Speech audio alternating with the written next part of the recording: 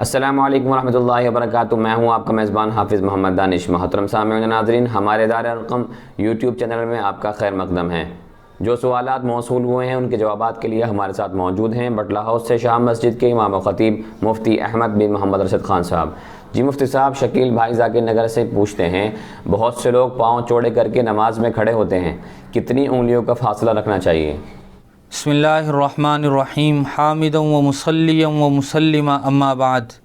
قیام کی حالت میں دونوں پیروں کے درمیان فاصلہ رکھنے سے متعلق صحابہ اکرام رضوان اللہ تعالی علیہم اجمعین کے آثار مذکور ہیں، جن سے معلوم ہوتا ہے کہ دونوں پیروں کو بالکل ملا کر کھڑے ہونا یہ تو خلاف سنت ہے۔ البتہ دونوں پیروں کے درمیان معتدل فاصلہ رکھا جائے، نہ بہت ہی کم ہو اور نہ بہت زیادہ ہو کہ قریب میں کھڑے ہوئے لوگوں کو تکلیف ہونے لگے۔ احناف نے اس فاصلے کی مقدار ہاتھوں کی 4 انگلیاں بیان کی ہیں۔ ناصر بھائی میرٹھ سے معلوم کرتے ہیں، بعض لوگ فرض نماز کے بعد توبہ کی نیت سے دونوں ہاتھوں سے کانوں کو پکڑتے ہیں، اسلام میں اس کی کیا حیثیت ہے؟ بعض لوگ فرض نماز کے بعد اپنے گالوں پر ہاتھ مارتے ہیں یا اسی طرح کانوں کو پکڑتے ہیں اور وہ یہ سمجھتے ہیں کہ یہ توبہ کا طریقہ ہے۔ تو یاد رکھنا چاہیے کہ یہ کوئی توبہ کا طریقہ نہیں ہے، بلکہ یہ خود ساختہ اپنا من گھڑت طریقہ لوگوں نے ایجاد کر لیا ہے۔ توبہ کے لیے بنیادی 3 شرائط ہیں۔ نمبر 1، آدمی جس گناہ میں مبتلا ہو اس گناہ کو فوراً چھوڑ دے۔ دوسرا، جو گناہ کیا ہو اس پر شرمندہ ہو، اور تیسری شرط یہ ہے کہ آئندہ گناہ نہ کرنے کا عزم مصمم اور پکا ارادہ کرے۔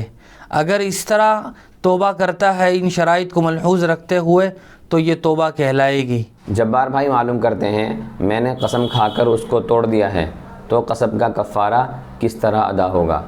قسم کا کفارہ یہ ہے کہ 10 مسکینوں کو 2 وقت پیٹ بھر کر کھانا کھلائے، یا یہ کہ 10 مسکینوں کو صدقہ فطر کے برابر یا اس کی قیمت صدقہ دے، اور صدقہ فطر کی مقدار ہے 1.25 کلو گیہوں، یا یہ کہ 10 مسکینوں کو 10 ایک جوڑی کپڑا دے، اور اگر کوئی آدمی غریب ہے نہ تو وہ صدقہ فطر کی مقدار کے برابر گیہوں دے سکتا ہے اور نہ ہی وہ کپڑے دے سکتا ہے، تو وہ مسلسل 3 دن کے روزے رکھے، اور 3 دن کے روزے وہ اس طرح رکھے کہ درمیان میں کوئی روزہ نہ چھوٹے۔ اگر 2 دن روزہ رکھنے کے بعد تیسرے دن روزہ چھوڑ دیا تو پھر نئے سرے سے شروع سے 3 روزے رکھنے پڑیں گے۔ تسلسل کے ساتھ 3 روزے رکھنا یہ ضروری ہے۔ شبیر بھائی معلوم کرتے ہیں، بعض لوگ یہ کہتے ہیں کہ اگر جوتا الٹا پڑا ہوا ہو اور اس کو سیدھا نہ کیا جائے تو گھر میں جھگڑے ہوتے ہیں، کیا یہ درست ہے؟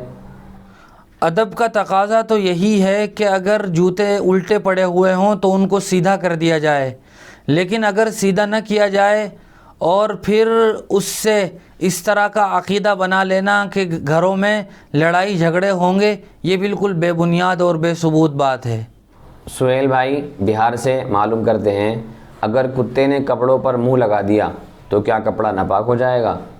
اگر کتے نے کپڑوں پر منہ لگا دیا جس کے نتیجے میں اس کا تھوک اور لعاب کپڑوں پر ظاہر ہو گیا تو پھر کپڑے ناپاک ہو جائیں گے، لیکن اگر کوئی لعاب اور تھوک کپڑوں پر ظاہر نہیں ہوا تو پھر کپڑے پاک رہیں گے، ناپاک نہیں ہوں گے۔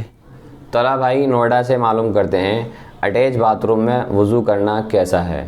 آج کل اٹیچ باتھ روم کا رواج بڑھتا جا رہا ہے۔ عام طور سے لوگ غسل خانے والے حصے کو بالکل صاف رکھنے کی کوشش کرتے ہیں، تو اگر وضو کیا جائے تو وضو بالکل درست ہو جائے گا، اور اگر کبھی کبھار غسل خانے میں کوئی نجاست یا گندگی آ جائے تو پانی ڈال کر اس کو صاف کر دیا جائے، اس کے بعد وضو کر سکتے ہیں اور ہمارا وضو بالکل درست ہو جائے گا۔